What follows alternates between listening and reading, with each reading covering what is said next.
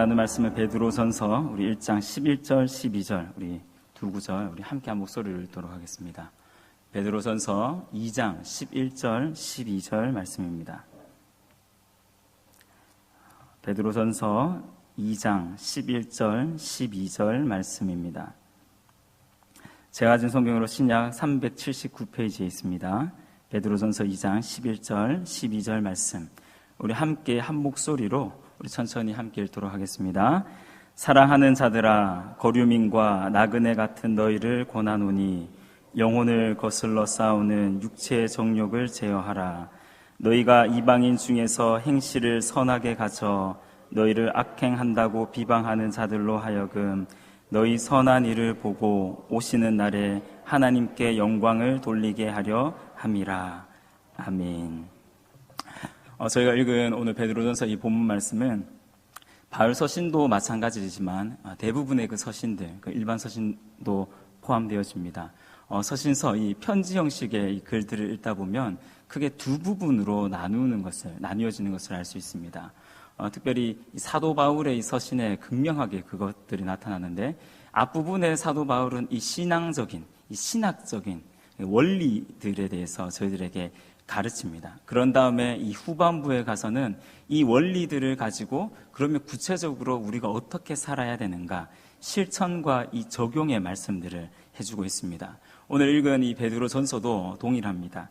1장 1절부터 2장 10절까지가 사실은 베드로의 그 수신자들, 흩어져 있는 거류민과 이 나그네와 같은 그 수신자들, 그 그리스도인들을 향하여서 너희가 어떤 존재인가에 대해서 2장 10절까지 말씀을 하고 있습니다. 그리고 오늘 읽은 2장 11절 말씀부터 끝까지는 그렇다라면 너희가 하나님의 사람, 특별히 택하신 족속으로 너희는 어떤 삶을 살아야 되는가, 구체적인 삶의 지침이 2장 11절 말씀부터 나오고 있습니다. 특별히 제가 왜 2장 11절 12절 말씀을 왜 요 두 구절만 봤냐면, 이 11장 11절 12절 말씀이 베드로가 사실은 앞에서 했던 그 모든 말씀들을 요약하면서, 그리고 뒤에 실천과 이 적용에 있어서 핵심적인 것들을 이 두 구절에 모두 다 담고 있기 때문입니다. 그래서 오늘 이 두 구절만 잘 보시면 사실 베드로전서 전체를 이해하는 데 큰 도움이 되실 수도 있는 핵심적인 구절이라고 할 수가 있습니다. 오늘 특별히 2장 11절 말씀을 보니까 사랑하는 자들아, 거류민과 나그네 같은 너희를 권한다라고 되어져 있습니다. 거류민과 나그네라는 이 표현이 나오고 있습니다. 이 거류민과 이 나그네라는 이 표현은 이 신약 성경을 보시면 굉장히 이게 한글로 번역되면서 참 그 불분명하게 번역이 되었습니다. 어떤 부분에는 나그네라고 표현이 되어져 있고, 동일한 단어를 가지고 어떤 부분에는 거류민, 행인, 손객이라고 이 번역을 하기도 합니다. 반대로 이 거류민이라는 이 단어도 어떨 때는 나그네라는 단어로 번역이 되기도 하고, 어떨 때는 행인이라는 단어로 번역되기도 합니다. 즉, 이 신약 성경에서 이 거류민과 이 나그네라는 이 단어는 좀 혼합적으로 혼용해서 이 번역되어지고 있는 것을 알 수가 있습니다. 그런데 분명한 것은 이 두 가지는 분명한 차이가 있는 단어입니다. 특별히 우리 백석대 최영삼 교수님이 이 본문을 해석하면서 이렇게 이 번역을 했습니다. 어떻게 번역을 하셨냐면, 이 나그네와 이 거류민, 특별히 이 나그네를 임시 거주 외국인이라고 이 번역을 했고, 이 거류민을 여행자로 이 번역을 했습니다. 그러니까 이 두 가지가 조금 다른 뉘앙스를 가지고 있습니다. 임시 거주 외국인이라는 이 말은 임시로 잠시, 제가 한국 사람이 아닌데, 예를 들어서 제가 베트남 사람인데 제가 잠시 한국에 들어와서 잠시 임의로 거주하면서 생활을 하고 있는 사람입니다. 요즘 말로 쉽게 바꾸면 외국인 노동자와 같은 분입니다. 근데 외국인 노동자를 우리가 너무나 잘 알지만, 외국인 노동자들이 인권에 있어서 얼마나 많이 그 인권에서 배제되어지는 것을 알 수 있습니다. 즉, 임시 거주 이 외국인은 그곳에 살고 있지만 사실 그 사람들, 그 지역에 살고 있는 사람들이 누리는 이 권리들은 온전히 누리지 못하는 사람들입니다. 하지만 이것보다 이 여행자라는 이 표현은 사실 임시 거주 외국인 정도도 되지 않습니다. 그 나라에 있어서 아무런 권리를 가지고 있지 않은 사람이 바로 여행자입니다. 이제 이번 달 말부터 이제 단기 선교가 시작되어집니다. 베트남, 라오스로 가게 되어지는데 저희는 다 여행자로 가게 되어집니다. 여행 비자로 가게 되어지는데 여행자가 사실 그 땅에서 누릴 수 있는 권리들은 하나도 없습니다. 그냥 잠시 그 땅에 가서 그 땅을 둘러보고 오는 것이 다입니다. 우리가 그 나라 국민이 아니기 때문에 그 나라로부터 어떠한 그 권위들을 우리가 획득하고 있지 않기 때문에 사실 여행자가 할 수 있는 것이 아무도 없습니다. 그런데 오늘 본문은 우리를 향하여서, 그리스도인들을 향하여서 거류민 그리고 나그네다라고 표현하고 있습니다. 임시 거주 외국인들, 여행자다라고 표현을 하고 있습니다. 이 말을 조금 쉽게 해석한 시인이 있습니다. 제가 보니까 이 시인은 기독교인인 것 같습니다. 왜냐하면 이 시인이 쓴 다른 시들을 보면 하나님에 관한 어떤 시들이 몇 편이 있거든요. 그래서 이 시인이 아마 기독교인이지 않을까라 추측을 하는데 정확히는 알지 못하겠습니다. 천상병 시인의 이 귀천이란 시인입니다. 다 잘 들어보셨을 텐데 나 하늘로 돌아가리라 라는 시인데 이 시의 마지막 연, 이 3년에 보시면 이 천상병 시인은 이렇게 기록합니다. 나 하늘로 돌아가리라.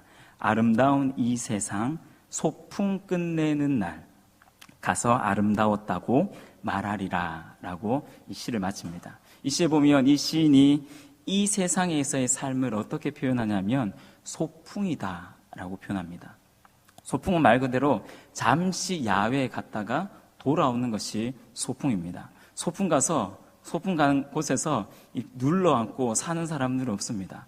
잠시 소풍의 목적은 잠시 그곳에 바람 쐬러 갔다가 그 소기의 목적이 다 되어지면 일정과 계획이 끝나면 다시 집으로 돌아오게 되어져 있습니다. 우리의 삶을 이 소풍이라고 표현하는데 오늘 베드로전서는 그 소풍이라는 그 단어를 다르게 거류민, 나그네라고 표현합니다.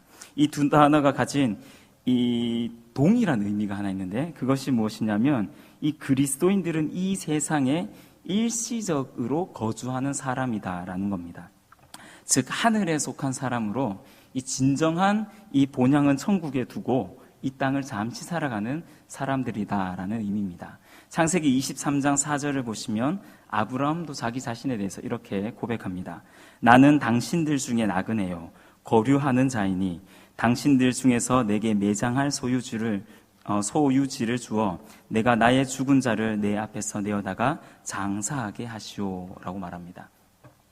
아브라함이 이 헷 족속에게 자기 자신을 어떻게 표현하냐면 나는 나그네입니다. 나는 거류하는 사람입니다. 라고 말하고 있습니다. 실제로 아브라함은 그 지역에 연고가 없던 사람입니다.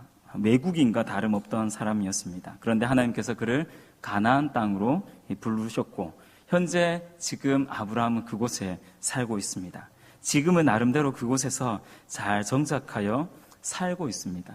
그럼에도 불구하고 아브라함은 그 헷 족속들을 향하여서 나는 나그네입니다. 나는 거류하는 사람입니다. 라고 고백한 것입니다.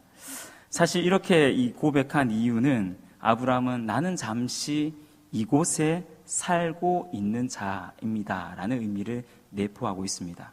실질적으로 히브리서 11장 16절 말씀을 보시면 더 나은 본향을 아브라함이 사모했다라는 표현이 나오고 있습니다.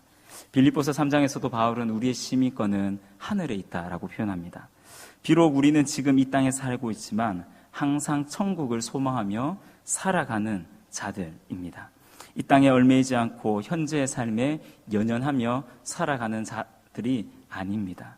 그리스도인들은 비록 현재 우리에게 아픔과 고통과 슬픔과 어려움이 있을지라도 여전히 하늘 소망, 천국 소망으로 기뻐하고 감사하는 사람이 바로 그리스도인의 모습임을 알 수 있습니다. 오늘날 이 100세 세대가 열렸다고 합니다.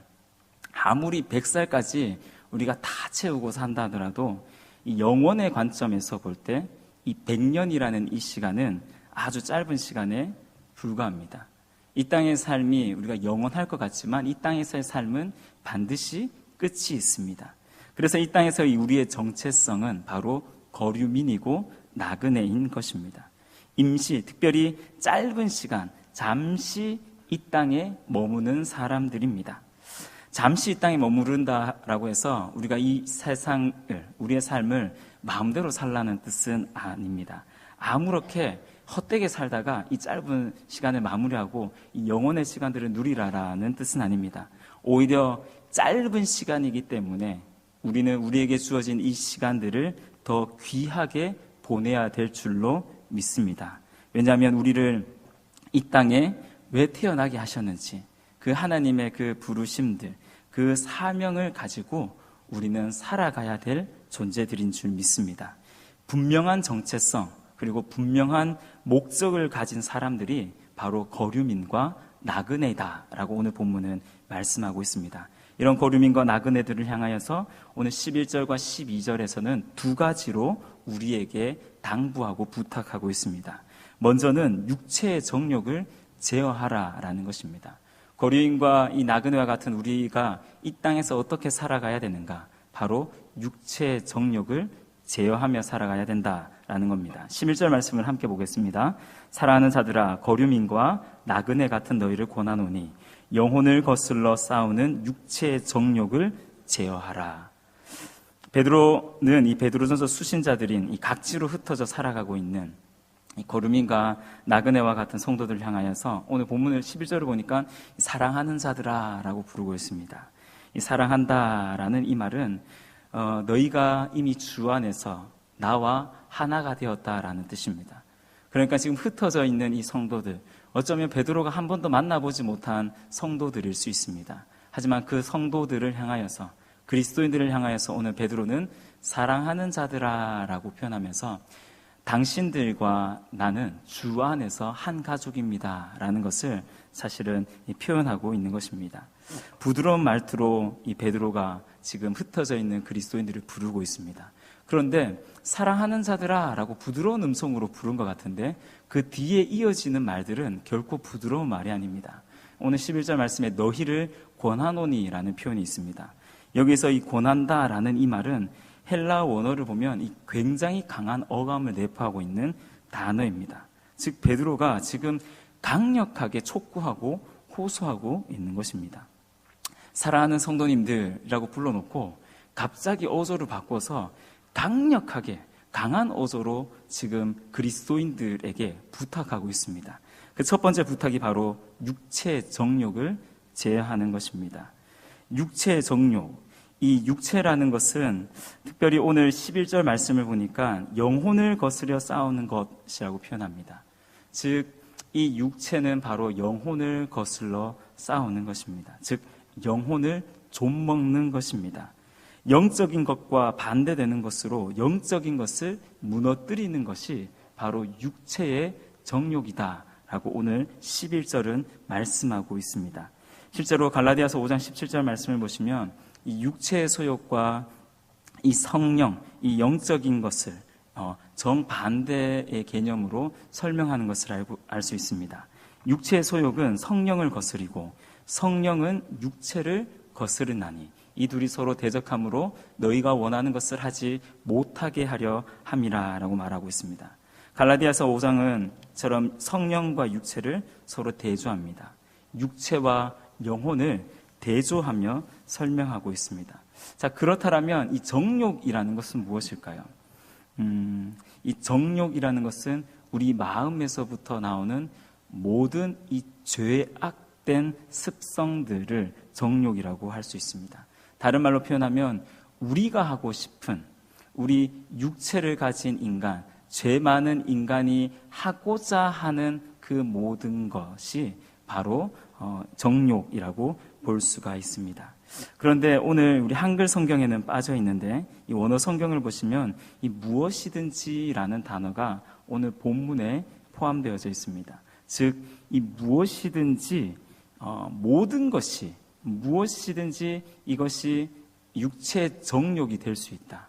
즉, 영혼을 거슬러 싸우는 이 육체의 정욕, 죄악이 될 수 있다라고 성경은 말씀하고 있습니다. 즉, 우리가 잘 알고 있는, 우리가 평상시에 하고 있는 이것들이 어쩌면 이것이 어느 순간 죄악으로 바뀌어서 이것이 육체의 정욕으로 바뀔 수도 있다라는 것입니다. 즉 우리가 살아가고 있는 우리 주위의 모든 것들이 육신의 정욕, 육체의 정욕이 될 수 있다.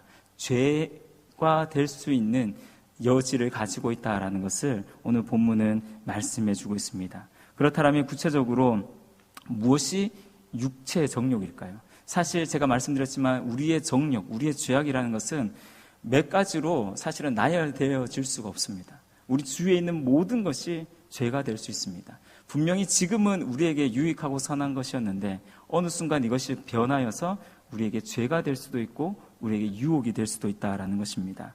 대신에 갈라디아서 5장 19절 21절을 보시면 특별히 육체인 이 정욕에 대해서 몇 가지로 나열해 놓고 있습니다. 갈라디아서 5장 19절 말씀부터 보시면 육체의 일은 분명하니 음행과 더러운 것과 호색과 우상 숭배와 주술과 원수 맺는 것과 분쟁과 시기와 분냄과 당 짓는 것과 분열함과 이단과 투기와 술 취함과 방탕함과 또 그와 같은 것들이라. 바울은 이 갈라디아서 5장 말씀에서 이 대표적인 이 육체의 이 정욕들, 이 죄악들을 나열하고 있습니다. 하지만 이것은 분명 나열할 수 있는 어떤 목록에 불과합니다. 여기에 들어있진 않지만 이 수많은 것들이 육체의 정욕이 될 수 있음을 우리는 꼭 기억해야 합니다. 그런데 오늘 본문은 이런 육체의 정욕을 제어하라라고 말을 합니다.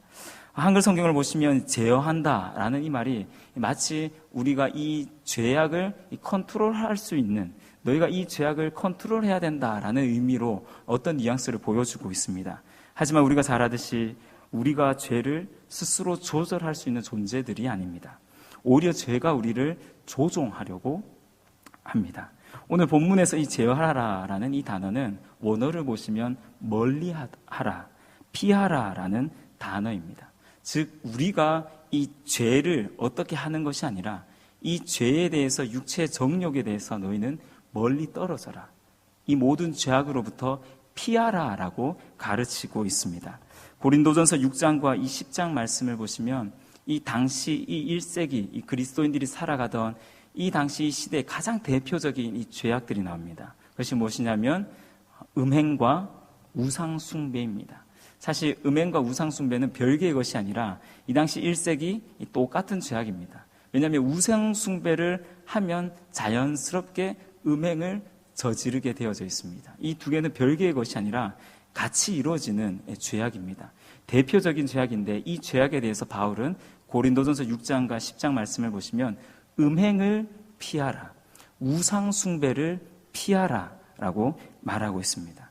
그만큼 이 죄악에 대해서 우리가 어떤 태도를 보여야 되느냐 하면 그 자리로부터 벗어나라라는 것입니다. 우리가 잘 알듯이 요셉이 이런 삶을 살았습니다.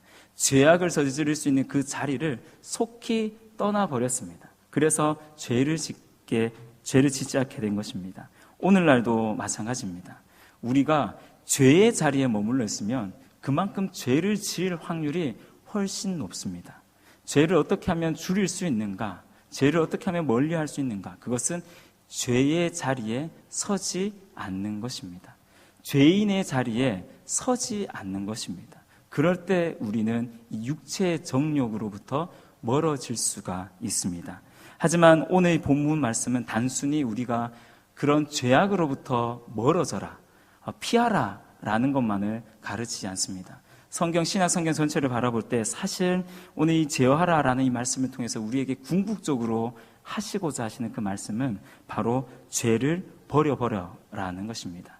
죄에서 완전히 벗어나라 라는 것을 말씀하고 있습니다. 히브리서 12장 1절 말씀을 보시면 모든 무거운 것과 얼매기 쉬운 죄를 벗어버려라 라고 표현하고 있습니다. 우리는 이미 완전히 새로운 존재가 되었습니다. 새로운 피조물이 되었습니다. 새 사람이 되었습니다. 그렇다면 이 새 사람의 옷을 입고 살아야 합니다. 그리스도인에 걸맞는 옷을 입고 살아야 합니다. 예전의 옷, 옛사람의 옷, 죄악의 옷은 그리스도인들에게 전혀 어울리지 않는 옷이기 때문입니다.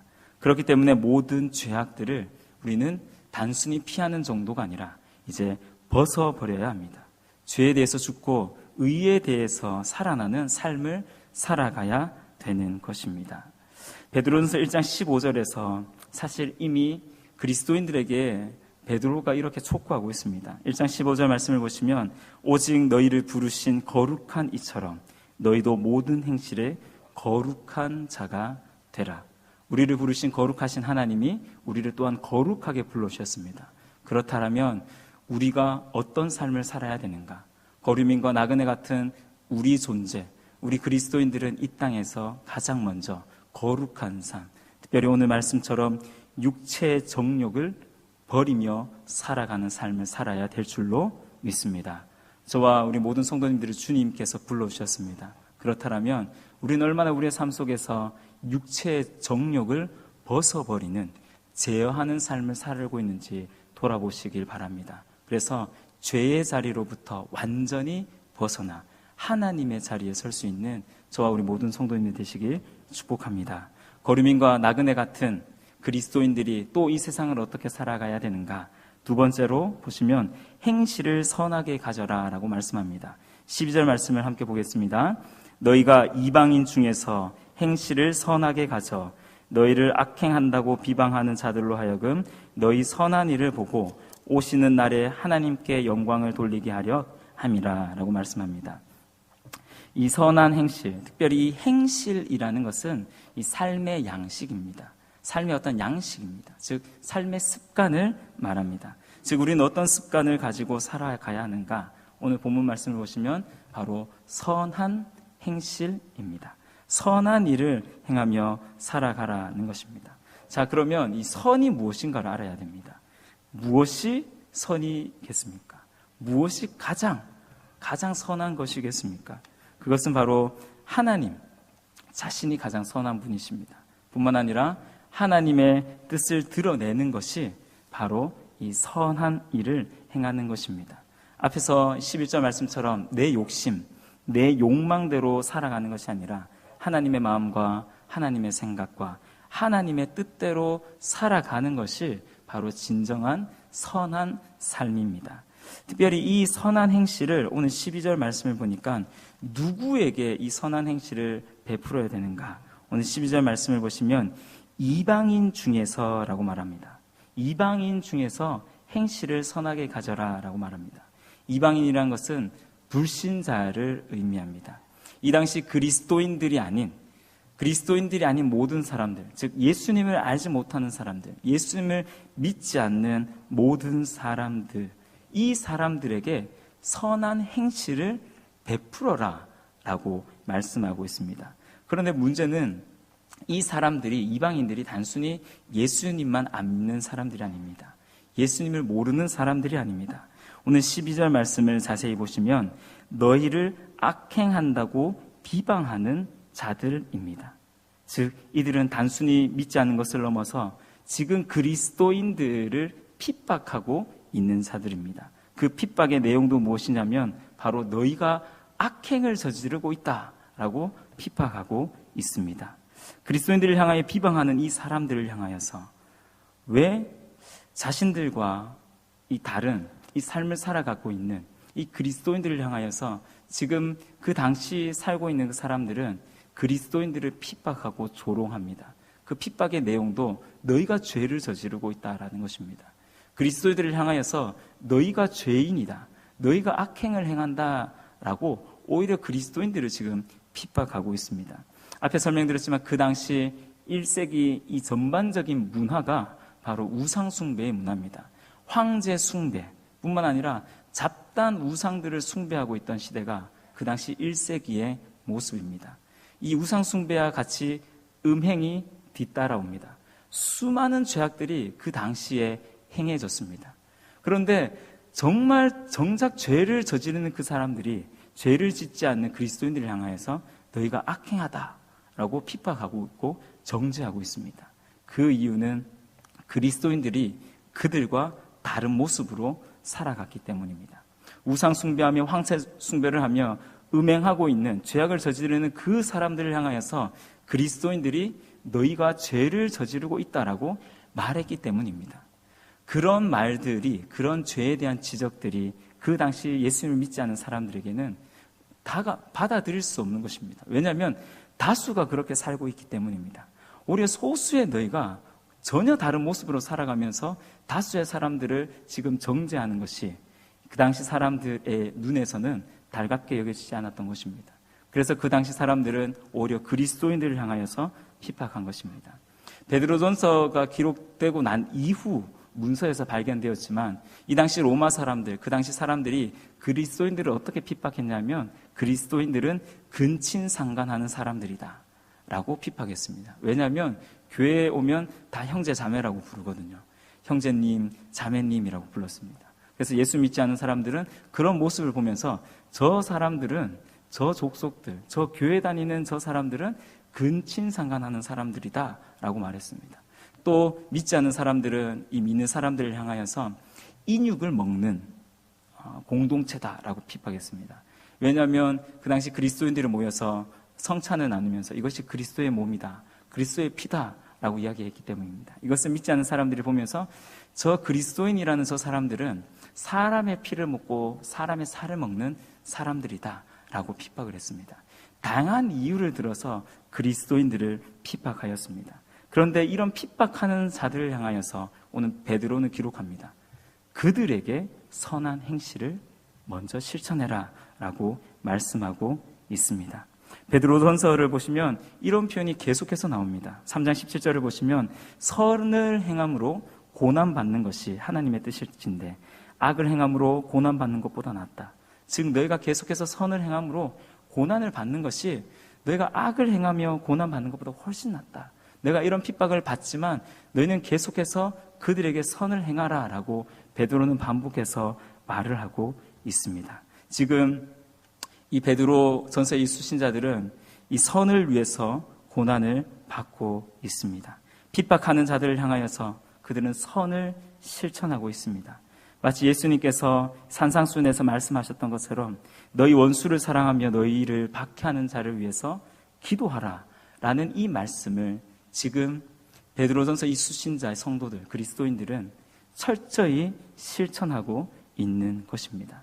그렇다면 왜 우리를 핍박하는 자들을 향하여서, 왜 예수님을 알지 못하는 그 사람들을 향하여서 우리는 선을 실천하고 선을 행해야 되는가? 그 이유가 오늘 본문 말씀에 나옵니다. 12절 말씀을 보시면 하나님께 영광을 돌리게 하려 함이라 라고 되어져 있습니다. 즉 이 사람들, 지금 그리스도인들을 핍박하고 있는 이 사람들이 궁극적으로 최후에는, 나중에는 하나님의 영광을 돌리는 자들로 세워지게 하기 위함입니다. 신약 성경을 보시면 영광을 돌리다라는 표현이 60회 이상 나옵니다. 그런데 이 단어, 영광을 돌린다, 하나님 앞에 영광을 돌린다라는 이 표현이 사용되어질 때는 억지로 마지못해 이 표현을 쓰는 것이 아닙니다. 모든 표현에서 동일한 의미가 있는데 그것이 무엇이냐면 자발적인 찬송의 표현이 영광을 돌린다라는 표현입니다. 즉 지금 그리스도인을 핍박하고 있는 그 사람들에게 선을 행할 때 그 사람들이 궁극적으로 어떤 사람이 되어지는가? 그 사람들이 지금은 핍박자이지만 나중에는 하나님의 영광을 돌리는 자들로 세워질 것이다. 즉 이 말은 그 사람들이 하나님을 믿는 사람들, 회심한 사람들이 될 것이다 라고 말하고 있습니다. 왜 우리가 이 땅을 살아가면서 우리 공동체 안에서, 교회 공동체 안에서 선을 행하는 것이 아니라 오늘 베드로는 분명하게 말씀합니다. 교회 공동체가 아니라 예수 믿지 않는 사람들에게 먼저 선을 행하여라. 너희를 핍박하는 이 세상을 향하여서 너희가 선을 행하여라. 왜냐하면 그들이 궁극적으로 하나님의 자녀로 하나님의 영광을 돌리는 하나님의 백성이 되게 하기 위해서다라고 말씀하고 있습니다. 이 말씀을 베드로전서 2장 10절에는 2장 9절에서는 이렇게 표현합니다. 너희는 택하신 족속이요 왕같은 제사장들이요 거룩한 나라요 그의 소유가 된 백성이니 이는 너희를 어두운 데서 불러내어 그의 기이한 빛에 들어가게 하신 이의 아름다운 덕을 선포하게 하려 하심이라. 하나님이 왜 우리를 택하신 족속, 왕같은 제사장, 거룩한 나라, 그의 소유가 된 백성으로 우리를 불러주셨는가? 우리를 택하여 주셨는가? 그 궁극적인 이유는 우리를 기이한 빛에 들어가게 하신 이 아름다운 덕을 선포하게 하기 위해서, 즉 오늘 베드로전서 2장 12절에서 말하는 이 선을 행한다, 선을 실천한다라는 이 의미에 가장 많이 차지하고 있는 의미가 무엇이냐면 바로 전도입니다. 믿지 않는 자들에게 너희를 향하여서 손가락질하더라도, 너희를 핍박하더라도 너희는 그들을 향하여서 선을 행하여야 된다. 그 선 행함의 가장 중요한 요소가 무엇이냐면 아름다운 덕을 선포하는 것입니다. 예수님의 그 사랑을 선포하고 전도하는 것입니다. 우리가 이 세상에 할 수 있는 최고의 선이 무엇일까요? 착한 일을 많이 행하는 것이 아닙니다. 구제를 많이 하는 것, 복지를 많이 하는 것.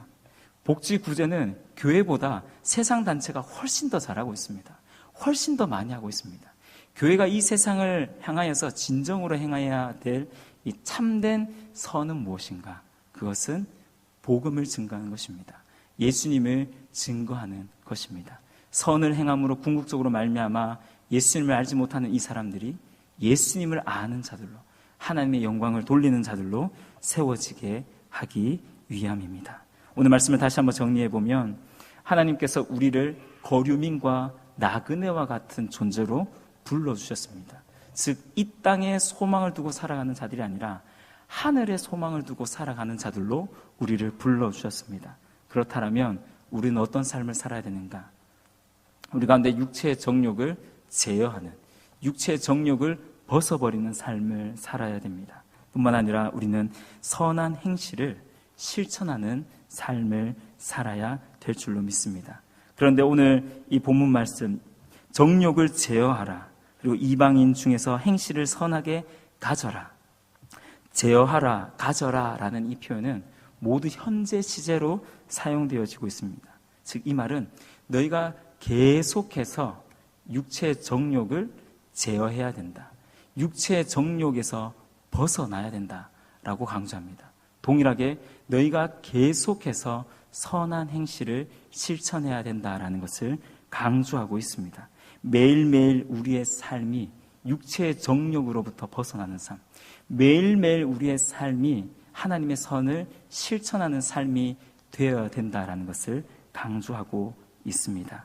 제가 서두에 베드로전서 2장 11절 12절은 베드로전서 이 앞부분과 이 베드로전서 뒷부분을 연결하는 아주 중요한 말씀이다 라고 말씀드렸습니다. 보시면 베드로전서 1장 2절에 우리의 존재가 어떤 존재인가? 우리는 하나님이 택하신 자들이다라는 것입니다. 하나님이 어떻게 우리를 택하여 주셨는가? 삼위 하나님의 그 역사로 말미암아 우리가 택하심, 즉 구원을 받은 존재들이다라고 말하고 있습니다. 구원받은 존재들인 우리가 궁극적으로 해야 될 것 두 가지. 오늘 두 가지를 나누었습니다. 그런데 잘 보십시오. 첫 번째, 육체의 정욕을 제어하는 일, 즉 거룩하게 되는 것은 우리와 하나님과의 관계를 말합니다. 그리고 두 번째, 선을 행하는 것, 이웃에게 아름다운 덕을 선포하는 것은 하나님과의 관계가 아니라 이웃과의 관계를 말씀하고 있습니다. 즉 진정한 그리스도인은 어떤 삶을 살아야 되는가? 하나님과 바른 관계, 즉 또 이웃과 바른 관계를 살아가는 자들입니다. 오늘 수요 예배 나오신 저와 우리 모든 성도님들, 정말 거류민과 나그네와 같은 이 존재들로 우리가 부름받았는데 우리가 이 땅을 살아가면서 가장 먼저는 하나님과의 그 관계가 깊어지시길 축복합니다. 뿐만 아니라 그 관계를 통해서 이웃과의 그 관계, 특별히 예수님을 알지 못하는 그 사람들, 어쩌면 우리를 핍박하는, 우리가 주님의 그 사랑을 실천할 때 오히려 비방하며 손가락질하는 그 사람들을 향하여서도 우리가 주님의 그 사랑을 포기하지 않고 끊임없이 계속해서 실천하는 삶, 그래서 우리를 통하여서 그 사람들이 궁극적으로 하나님의 영광을 돌리는 하나님의 백성이 되어지는 그 일에 저와 우리 모든 성도님들이 귀하고 아름답게 쓰임받는 은혜가 있으시길 주님의 이름으로 축복합니다.